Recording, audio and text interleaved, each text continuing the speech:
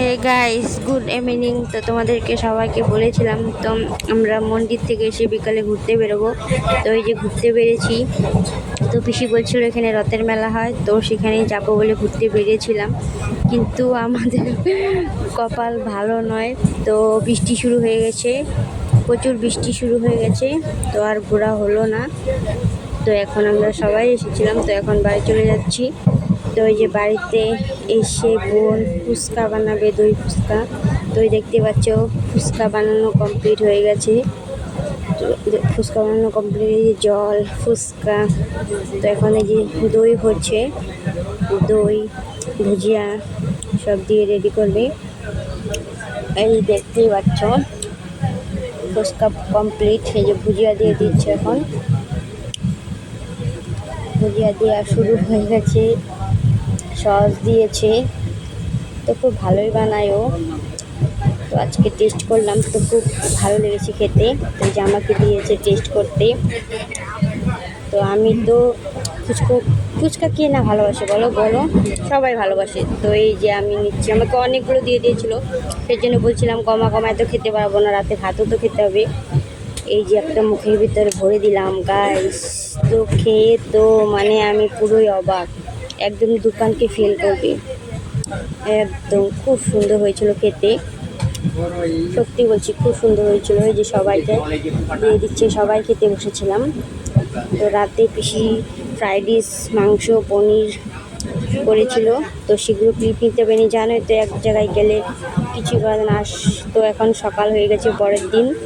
তো এই যে লাল চা, মার জন্য আমরা দুধ চা দিয়ে শুরু করলাম সকালটা। তো মা দুধ চা খায় না, সকালে গ্যাস হয়ে যায়। তো আমরা এই যে এখন আবার সকালে ব্রেকফাস্ট, লুচি, তারপরে সবজি আর পায়েস দিয়েছে। মানে এক জায়গায় গেলে শুধু খাওয়ার উপরে খাওয়া, আর পিসি না একটার পর একটা খেতে দিতেই থাকে। যে দুপুরও হয়ে গেল দেখতে পাচ্ছ। তো আমি দুপুরে বলেছিলাম হালকা পাতলা কিছু করতে, কিন্তু না, মাছের ঝোল, মোচা ঘন্ট, কচু শাক, আরও কি কারকল ভাজি, মানে ডাল, অনেক কিছুই করেছিল। তো এই যে খাওয়া দাওয়া করে তো গাইস আমরা চলে আসলাম ট্রেনে। এই যে দেখতে পাচ্ছ বর বসে আছে আমার সামনে। তো এই যে বসে আছি আমি, মুখে কিছু একটা ছিল, চুইংগাম ছিল, চাবাচ্ছি বলছিলাম। তো এই যে আমার ছেলে হাই করে দিল। আরও ওখানে বোন বসে আছে, মা বসে আছে। তো ট্রেনটা ছাড়েনি এখনও, তো 5:30 ট্রেন ছিল -9। তো ট্রেনটা এখন ছাড়বে, 5:30 বেজে গেছে প্রায়। তো 3 দিন থাকলাম, রবিবারে এসেছিলাম। তো অনেক দিন ধরেই মানে ছেলে বলছিল যাবে যাবে বলে, তো নিয়ে আসা হয়নি। তো ছুটি তো 15 দিন হয়েই গেল। তো এই যে ট্রেনটা ছেড়েও দিয়েছে কথা বলতে বলতে। এই যে দেখতে পাচ্ছ ট্রেন ছেড়ে দিয়েছে। তো ট্রেনে বসে থাকতে থাকতে আর ভালো লাগে না, যাওয়ার দিন গাইস। তো এই 3 দিন তো ঘুম হয়নি। পিসি তো মানে বলে কি ঘুমাবো না, কথা বলবো বলতে বলতে এক জায়গায় গেলে তো সেটাই হয় না, রাত্রে 2টো 1টা 2টো বেজেই যায়। ভালো লেগেছে, মানে এই 3 দিন কীভাবে যে টাইম পাস হয়ে গেছে। তো এখন ট্রেনে বসে টাইম পাস করছি বাদাম দিয়ে। এই যে দেখো বাদাম আমি কিন্তু খাই না, কিন্তু ট্রেনে বসে তো টাইম পাস করতে হবে। তো বাদাম আর কী করবো, আর খেতেই হলো। এই যে বাদাম ছুলছি আসছি, আর বাদাম ছোলাটা না মানে ভীষণ চাপের হয়ে যায়, আমার ভালো লাগে না একদম। তো বাদামের পরে এবার ছেলে নাকি ঝালমুড়ি খাবে, আমার ছেলে বাদাম খায় না। তো এখন ঝালমুড়ি নেব, বাদামই খেয়ে যাচ্ছে। এই যে দেখতে পাচ্ছ।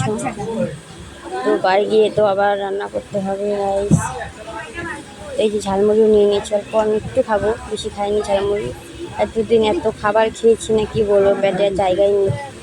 আর দুপুরে ভাত খেয়েও দেরি করিনি। তো 4:30 বের হয়ে গেছিলাম ঘরের থেকে।